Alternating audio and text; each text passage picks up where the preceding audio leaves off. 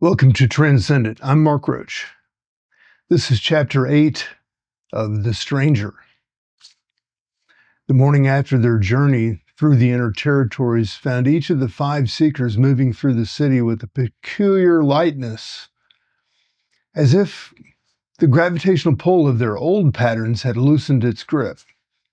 Maya hummed melodies as she'd never heard, but somehow knew them by heart. Joe served coffee with gestures that seemed choreographed by invisible hands. Elena walked to her laboratory with the gait of someone who had discovered that the ground beneath her feet was more solid than she had ever imagined. Leo sketched constantly, his pen capturing not just what he saw, but what he felt. Tariq found himself laughing at moments when nothing obviously funny was happening, as if he were responding to cosmic jokes that only he could hear. It was this spontaneous laughter that caught the attention of Dr. Miriam Chen, a neuroscientist who had been studying the relationship between humor and cognitive flexibility at the university where Elena worked. She was sitting at a sidewalk cafe when Tariq passed by, chuckling at what appeared to be a perfectly ordinary pigeon strutting across the street with unusual dignity. "Excuse me," Dr. Chen called out, her scientist curiosity overriding social convention. "What's so funny about that pigeon?" Tariq paused, considering the question with the seriousness that it deserved. "It's walking like it just solved the meaning of life, but can't tell anyone because they wouldn't believe a pigeon could figure it out first."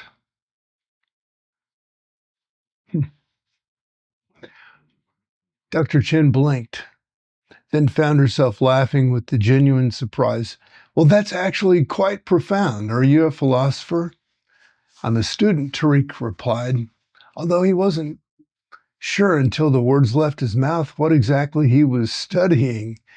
Their conversation was interrupted by the arrival of a figure that both of them recognized, though from vastly different contexts. The stranger approached with his usual unhurried presence, but today he carried what appeared to be a leather satchel filled with peculiar instruments, devices that looked like the offspring of scientific equipment and children's toys. "Dr. Chen," he said, as if their meeting had been prearranged, "perfect timing. Your research into the neuroscience of humor is about to intersect with something much larger."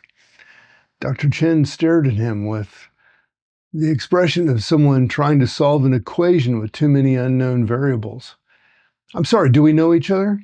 "Not yet," the stranger replied with a smile that suggested this was a temporary condition. "But you will, Tariq. Would you mind gathering the others? It's time for today's lesson." Well, within an hour, they had assembled in what appeared to be an abandoned warehouse in the Arts District, though as they explored the space, it became clear that the abandoned was not quite accurate. The warehouse had been transformed into something that defied easy categorization. Part laboratory, part playground, part theater, part classroom. The main floor was divided into several zones. One area contained scientific equipment that hummed and blinked with purposeful activity. Another held what appeared to be props from a dozen different theatrical productions: costumes, masks, juggling balls, stilts, and instruments that looked like they'd been invented by someone who had never seen conventional musical equipment. A third zone was set up like a lecture hall, but with chairs that seemed designed more for comfort than attention, arranged in a circle rather than rows. Dr. Chen moved through the space with fascination of someone who had stumbled into a research environment that operated by rules she hadn't learned in graduate school. "What is this place?" "The Institute for Applied Foolishness," the stranger replied, settling into what appeared to be the director's chair, positioned at the center of the circular seating area. "Also known as the Laboratory for Productive Absurdity, the Academy of Strategic Stillness, and the University of Cosmic Comedy." "You're making those up," Elena said through her tone. though her tone suggested she hoped he wasn't. Of course I am, the stranger agreed cheerfully. Making things up is one of the fundamental skills we'll be exploring today. The question is not whether something is made up, but whether it's truly useful, beautiful, or true. Sometimes the most useful, beautiful, and true things are the ones we make up most deliberately. Lady Amira emerged from behind a curtain that divided the space, but today her usual flowing robes were replaced by a lab coat covered in patches that depicted various scientific instruments alongside cartoon characters and mystical symbols. "Welcome to the advanced course in consciousness research," she said, otherwise known as learning to take reality seriously enough to play with it. Dr. Chen took out a notebook, her academic training asserting itself in the face of increasing bewilderment. "Are you suggesting that there's a scientific basis for studying foolishness?"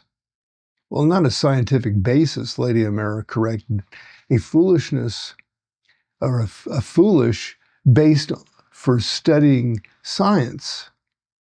Perhaps more accurately, a recognition that the most profound scientific discoveries often require a willingness to look ridiculous in the pursuit of truth." She gestured to a display case that contained photographs of famous scientists in moments of apparent absurdity. Einstein sticking out his tongue, Newton allegedly sitting under apple trees, Darwin playing with earthworms, Marie Curie dancing with test tubes that glowed in the dark. Every breakthrough in human understanding, Lydia Amira continued, has required someone to be foolish enough to believe in possibilities that seemed impossible, to ask questions that seemed meaningless, to conduct experiments that seemed pointless. The stranger opened his satchel and began distributing the peculiar instruments it contained. Maya received what appeared to be a kazoo crossed with a tuning fork. Joe got a device that looked like a combination coffee grinder and meditation bell. Elena found herself holding something that resembled a microscope designed by someone who had only heard microscopes described in a dream. Leo's instrument was clearly meant for making marks, though whether on paper, canvas, or reality itself was unclear. Tariq was given what could only be described as a mechanical laugh, a box with a crank that, when turned, produced not sound, but actual amusement in anyone nearby. Dr. Chen received a device that looked like a conventional brain scanner, except that its readouts appeared not to show neural activity but emotional weather patterns. "These," the stranger explained, "are instruments for measuring and modifying aspects of reality that conventional science doesn't yet have words for. They work because consciousness is more flexible than most people assume, and reality is more responsive to conscious intention than most people dare to believe." That's not how science works," Dr. Chen protested, though her hands were already exploring the functions of her emotion weather scanner. "Exactly," Tariq said, cranking his mechanical laugh and causing everyone in the vicinity to chuckle involuntarily. "That's what makes it so interesting." Maya raised her kazoo tuning fork combination and produced a sound that was simultaneously ridiculous and beautiful, like the call of a bird that had learned to appreciate irony. "I can feel this working," she said with surprise. "It's changing something in the way that I hear everything else." Joe activated his coffee meditation device, which began producing a rhythmic grinding sound that somehow induced the same state of focused attention he brought to his morning ritual. "This is like concentrated presence," he observed. Elena peered through her dream microscope and gasped. "I can see patterns in the air like structure of attention itself." Leo made experimental marks with his reality marking device on a piece of paper, and the marks seemed to extend beyond the paper's surface, creating three-dimensional sketches that hung in the air around him. "This is impossible," he said happily. "Of course it is," Lady Amira agreed. "This is what makes it so useful. The possible is already taken care of. It's the impossible that needs our attention." Dr. Chen stared at her emotion weather scanner, which was showing the atmospheric pressure of curiosity in the room had increased by 300% in the past 10 minutes, while the humidity of certainty had dropped to nearly zero. "This can't be real," she muttered. "Reality," the stranger said gently, "is much larger than more playful than your training has led you to believe. What you're experiencing now is not the breakdown of scientific method, but its extension into territories that science is only beginning to explore." He stood and moved to a whiteboard that covered one entire wall of the space, picking up a marker that seemed to write in colors that shifted and changed as he drew. "Let me show you the mathematical relationship between foolishness and wisdom." What he drew was not a conventional equation, but a kind of visual poem that used mathematical symbols to express relationships that had never been quantified before. He showed how rigid thinking patterns created closed loops that prevented new information from entering a system, while flexible, playful thinking created open spirals that allowed for continuous growth and adaptation. Foolishness, he explained as he drew, is not the opposite of wisdom. It's wisdom's favorite method of disguise. When you're willing to look stupid in the pursuit of understanding, you're willing to play with ideas that seem absurd. But when you're willing to laugh at your own certainties, you create space for insights that could never emerge from serious, careful, conventional thinking. Elena studied the equation with growing excitement. "You're describing cognitive flexibility as a measurable variable that correlates with breakthrough thinking."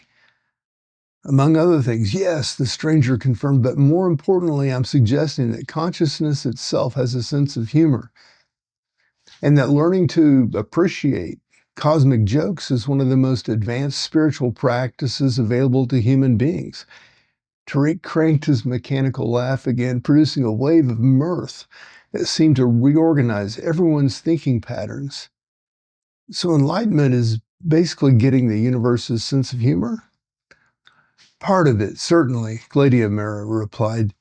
"Though the universe's jokes tend to be pretty advanced, it takes considerable development to find the humor in concepts like impermanence, interconnectedness, and the ultimate meaninglessness of meaning."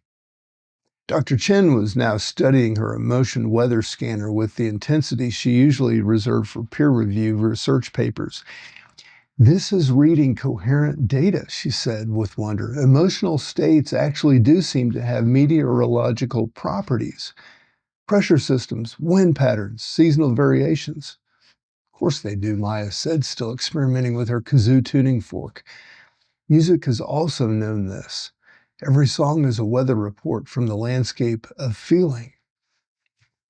Joe nodded, his coffee meditation device creating a rhythm that seemed to synchronize everyone's breathing. "And every meal is a way of changing the emotional climate. I've been serving weather modification with every cup of coffee. I just didn't have words for it." Leo was now drawing three-dimensional sculptures in the air. His reality marking device created forms that seemed to exist in some intermediate space between thought and matter. "Art is weather magic," he said. "Every painting, every scripture, every performance changes the atmospheric pressure of possibility in its vicinity."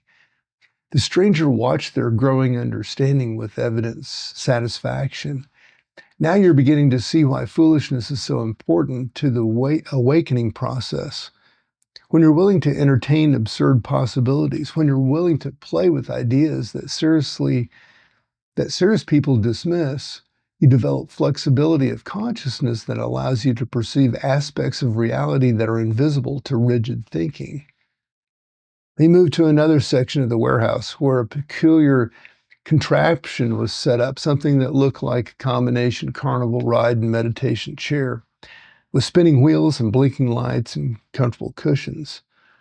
"This," he announced, "is the Enlightenment Simulator 3000, also known as the Wisdom Whirligig. the consciousness carnival, and the understanding amusement park. Dr. Chen looked at the device with profound skepticism. That's not a real scientific instrument. Obviously, the stranger agreed, which is why it works so well.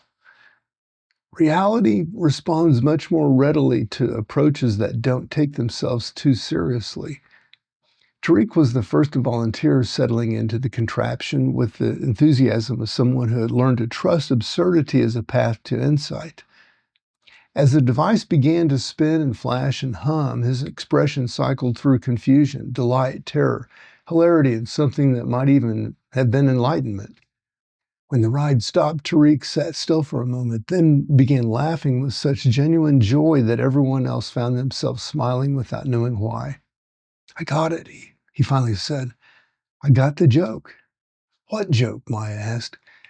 "The one where we spend our whole lives looking for meaning and purpose and enlightenment, and it turns out that searching itself is the meaning, and the question itself is the purpose, and the enlightenment is just the moment when you realize how funny it is that you were looking so hard for something you already had."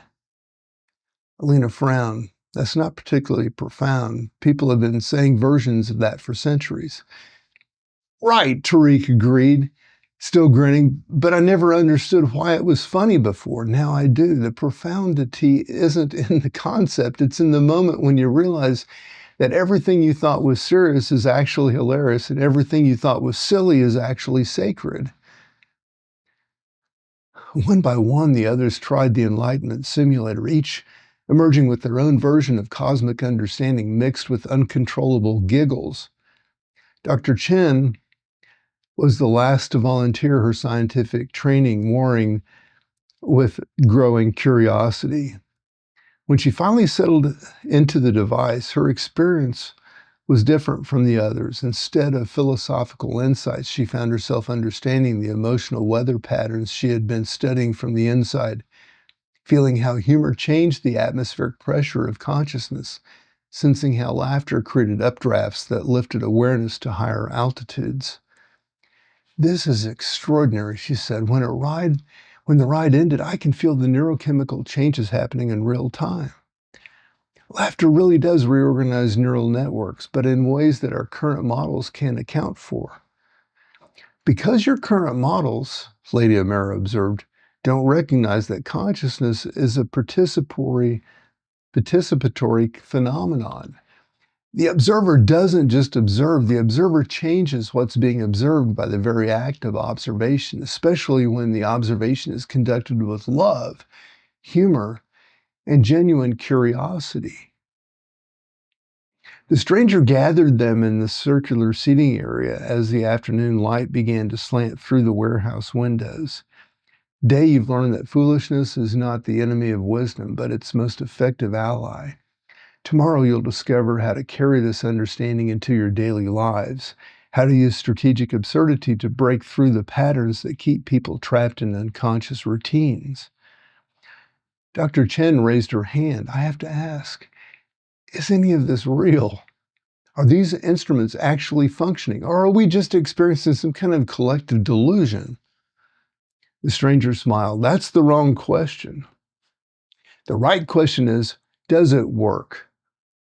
Does it increase your capacity for joy, understanding, flexibility, and connection?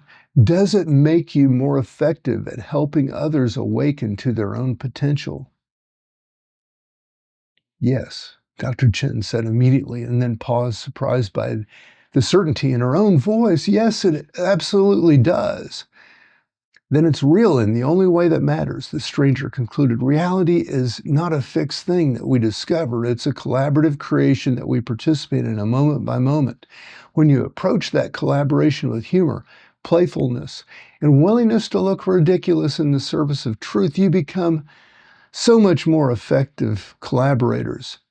As they prepared to leave the Institute for Applied Foolishness, each carrying their peculiar instrument and a radically expanded sense of what was possible, the stranger offered one final teaching. "Remember," he said, "that the people you encounter in your daily lives are trapped not by external circumstances, but by internal seriousness. by the belief that their problems are too important to laugh at, their fears too real to play with, their limitations too solid to transcend through creative absurdity. Your job is not to make fun of their seriousness, but to model a different approach, to show them that it's possible to take life seriously without taking yourself seriously, to care deeply about outcomes without being attached to them, to work hard for important goals while remembering that the whole enterprise is ultimately a kind of cosmic comedy. Lady Amira added, the awakening of consciousness often begins with a chuckle, the moment when someone realizes they've been taking something far too seriously, far too long. Your laughter can be the gift that opens the door for them. As they walk back through the city in the early evening light, each carrying their impossible instrument and their expanded understanding, they found that the urban landscape itself seemed more playful, more responsive to their presence. Street musicians sounded more harmonious. Conversations between strangers grew more animated. Even traffic seemed to flow with better humor. Dr. Chen walked with them partway, her emotion-weathered scanner still registering the improved atmospheric conditions that surrounded their little group. I need to completely revise my research protocols, she said, with the excitement of someone who had discovered a new continent. If conscious reality is this malleable, this responsive to playful intervention, the implications are staggering, Elena agreed. We're not just studying reality, we're continuously creating it through the quality of attention that we bring to each moment. Which means, Maya added, striking a note on her kazoo tuning fork that seemed to make the street lamps flicker with appreciation, that every moment is an opportunity to compose reality more beautifully. Every interaction is a chance to improve the weather, Joe said with his coffee meditation device, creating rhythms that synchronized with the footsteps of passing pedestrians. Every mark we make changes the landscape, Leo observed, sketching three-dimensional flowers in the air that seemed to scent the evening breeze. And every laugh, Tariq concluded, giving his mechanical laugh a final crank that sent waves of good humor rippling through the surrounding blocks. Every genuine moment of cosmic hilarity makes the whole universe a little more conscious, a little more awake, a little more enlightened. They parted ways at the intersection where their paths diverged toward their respective homes, but they carried with them the understanding that they were no longer just individuals pursuing personal awakening. They were agents of cosmic comedy, practitioners of applied foolishness, servants of great works of helping consciousness remember how to play. The city settled into its evening rhythms around them, but something had shifted in its fundamental frequency. The Institute for Applied Foolishness had gone and done its work, planting seeds of laughter that would bloom in ways none of them could predict, contributing to the ongoing transformation of urban life from serious business to sacred play. Tomorrow would bring new opportunities to practice what they had learned, new chances to demonstrate what the deepest truths often arrived disguised as most absurd possibilities. The Great Awakening was accelerating, and it was turning out to be much, much more fun than anyone had expected.